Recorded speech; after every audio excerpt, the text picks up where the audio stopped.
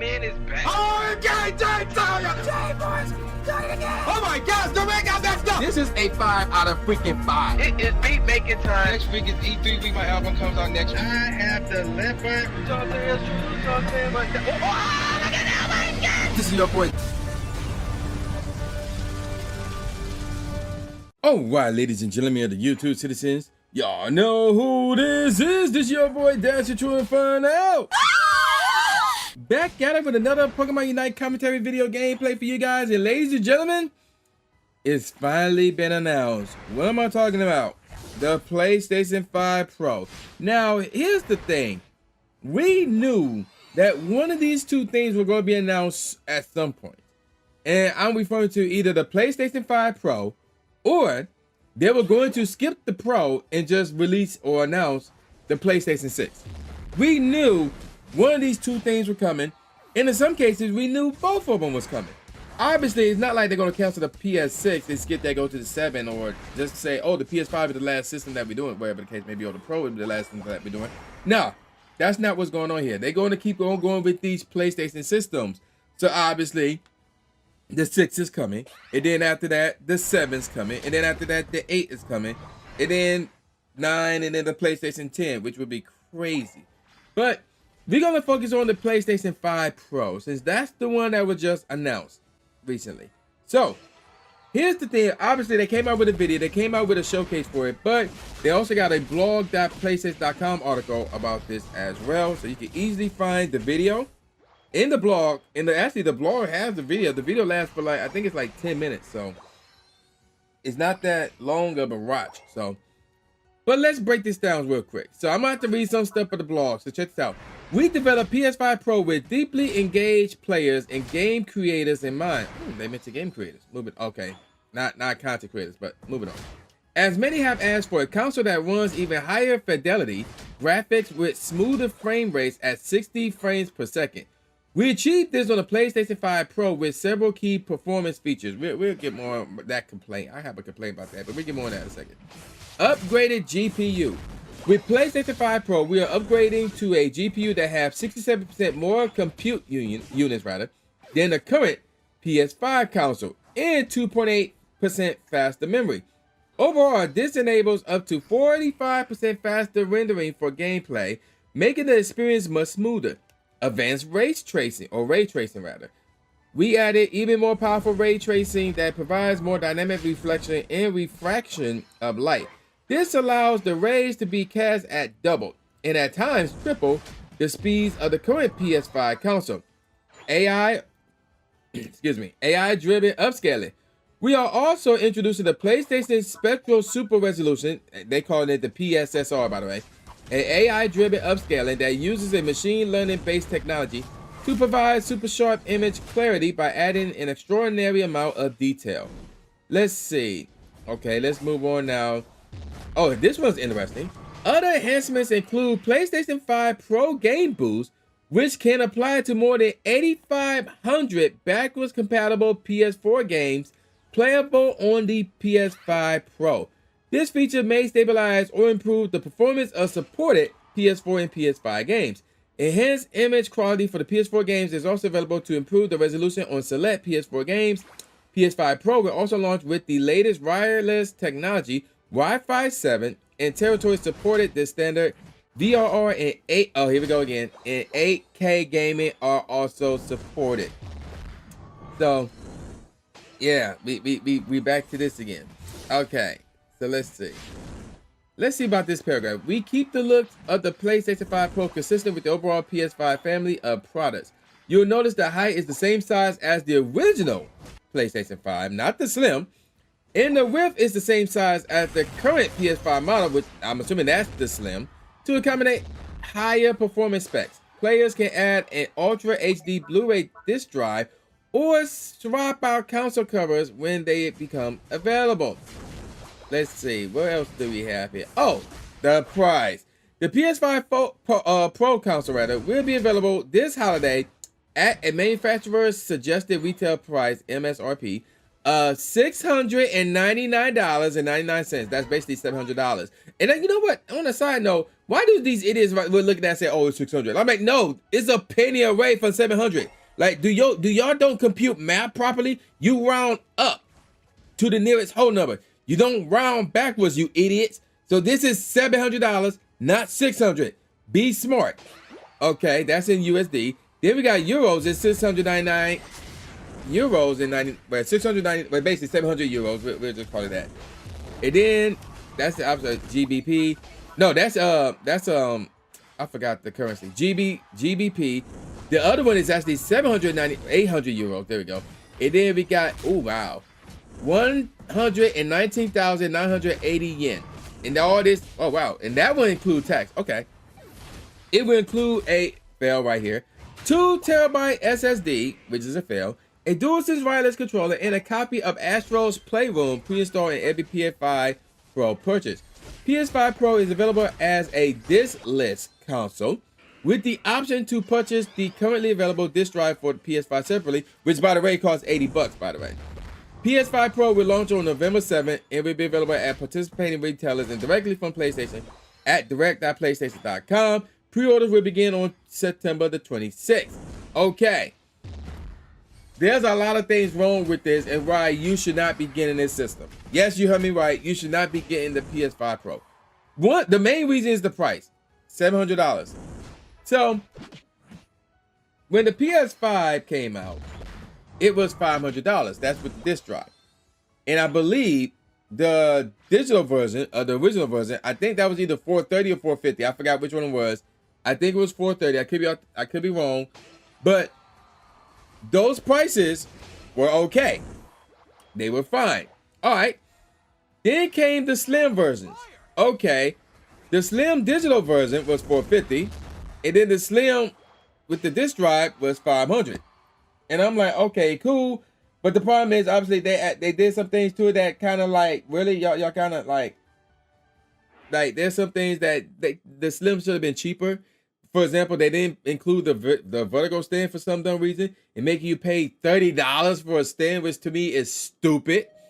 But yeah, the stand should have been included in the box at all times. And now we're looking at, so let's do this math correctly. So we're looking at, because remember, when this PS Pro dropped, this is the digital version. This is basically the digital version of the PS5 Pro. In order for you to make it a disc version, you have to add the disc drive, which is again at $80. So you're looking at $780 before tax. So with that in mind, we're looking at a $280 price jump from the original PlayStation 5 and the PlayStation 5 Slim. Now this is the disc version, to the PlayStation 5 Pro with the disc drive included. That's a $280 jump. And now let's look at the digital version, which again is at $450 to $700. So that's a $250 difference. But if you go with the original PlayStation 5 digital edition, which I said was $430, memory serves it correctly, we're looking at, I believe that's a $270 price jump. And I'm like, that's ridiculous. Just because, so basically, let me break some down real quick. According to the PS5 Pro, you know how like when you play games on the PS5 and like the Xbox Series X or S or whatever, you have the option of performance mode and fidelity mode. So for those who don't know what the difference is between the two, let me explain.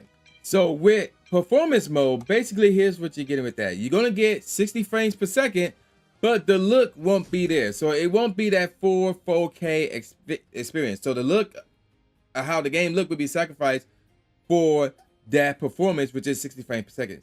Whereas with fidelity mode, rather, you're going to get the look. It's going to be that 4K, but you're going to get 30 frames per second. So that's how it was with, you know, the PS5, the PS5 Slim, the Xbox Series X and S.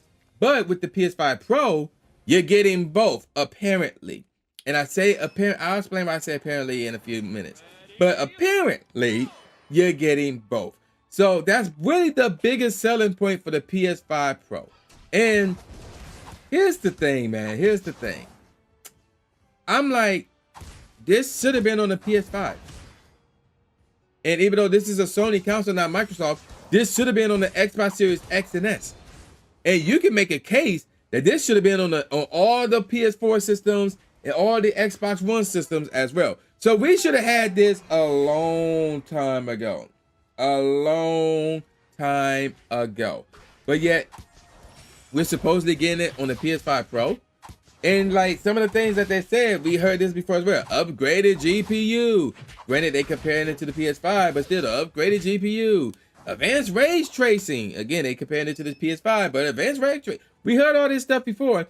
And then where's that one thing when I talked about it? Oh, and you can even get 8K gaming. We heard that before as well. And I'm like, bro, we had never gotten that. Like, they said we could get that, but ultimately we had never gotten 8K gaming. So here they go again with this crap. And I'm like, why y'all still making promises with these graphics and how powerful the systems are? And yet, we'll talk, to be perfectly honest, like even with this video, the PS5 Pro technical presentation, all these games could have been running off of a PC. Because normally when they showcase games at these game shows and all these demo stuff like that, they're running off of a PC. So it's like, how can we believe you? You know, and you expect us to pay $700 and to believe you? Like, no, that's a problem. That's another problem actually. So that's another issue right there. And then no vertical stand is separate. And I'm like, really?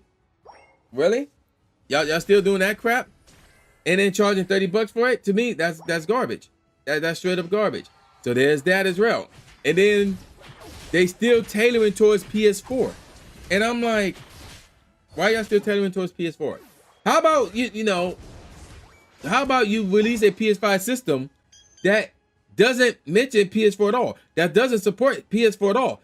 It's time, I ain't gonna say it's time to get rid of PS4, but it's time to stop caring about the PS4 games. It's time to stop. Because what this means is, whatever games that are coming out for the PS5/PS5 Pro will also be coming out for the PS4. And what happens is, these developers who are making these games, they're gonna be like, bruh, and they have been doing this already, they're gonna be like, bruh, we're not going to make two separate games, one for the PS5 and another for the PS4. We're just gonna make one game and be lazy with the graphics on the PS5, and at the same time, we have enough stuff to make it work for the PS4. That's how these developers are making their games now.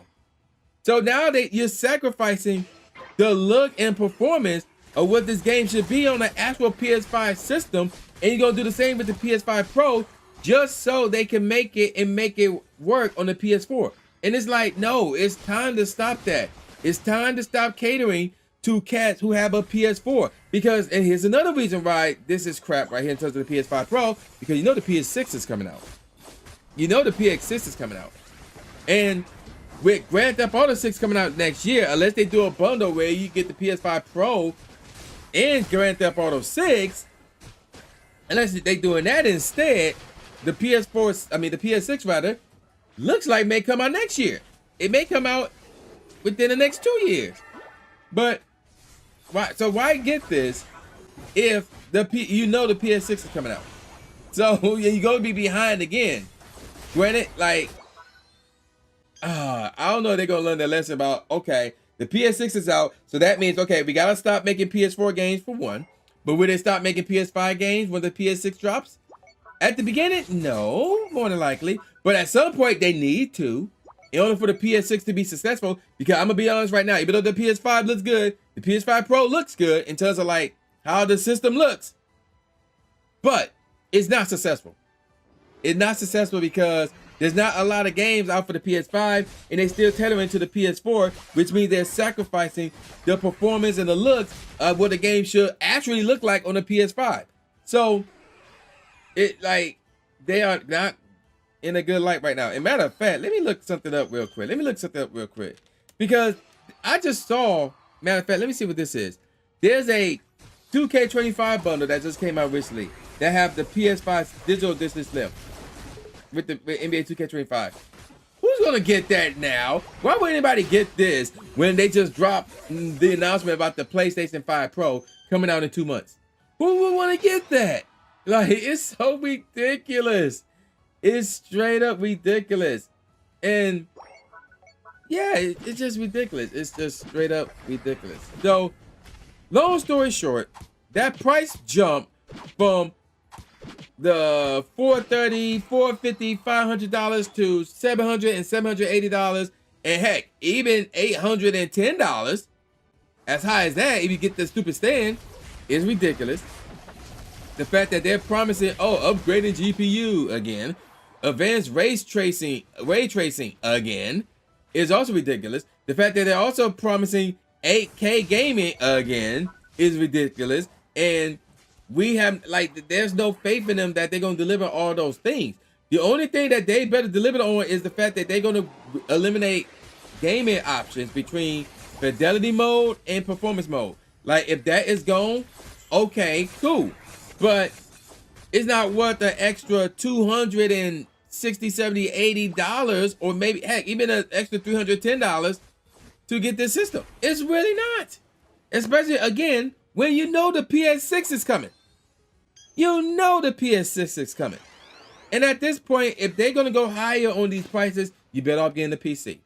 If they're going to get this, like, for example, if the PS6 comes out and it's the same price as the PS5 Pro or higher than the PS5 Pro, that's it, man. That's it. Either I'm switching over to Xbox, or I'm strictly being a PC gamer. Because at this point, we got crossplay. And a number of these games that are coming out on PlayStation will be coming on PC. And you can actually mod the games on PC. You can't do that on console gaming. So, at this point, it's time to be a console gamer. Yeah, you may say, well, it costs $1,000 to, build the PC and do all that stuff. Well, here's the thing. You're only paying that $1,000, whatever the case may be, once. Now, and then after that, you may have to, upgrade your system once every, 4 or 5 years or so. But even with that, what are you paying for an upgrade? $200, $300, $400, something like that? I don't know. No. But it's better than dropping $500 on the system and then $700 at least on another system, and then another $700 or $800 on another system. Like every 4 to 5 years. So it's getting ridiculous. It's really, really getting ridiculous. So, bottom line is this: I would not get this. I would advise people to not get a PS5 Pro, especially when you have a PS5 or a PS5 Slim already. I would advise you to not get the PS5 Pro. Just wait for the PS6, and we'll see what happens with that price. And if that price is ridiculous, then it's time to be a PC gamer. It's time for everybody to be a PC gamer at this point, especially if they're trying to get these prices up to PC level. So, there you go with that. That's my thoughts. I'm going to call it a wrap now. So with all that said, y'all know who this is. This is boy New J Gatsby, aka New Stephen A. Smith, saying peace out, y'all, and I'll see y'all next time. Yeah.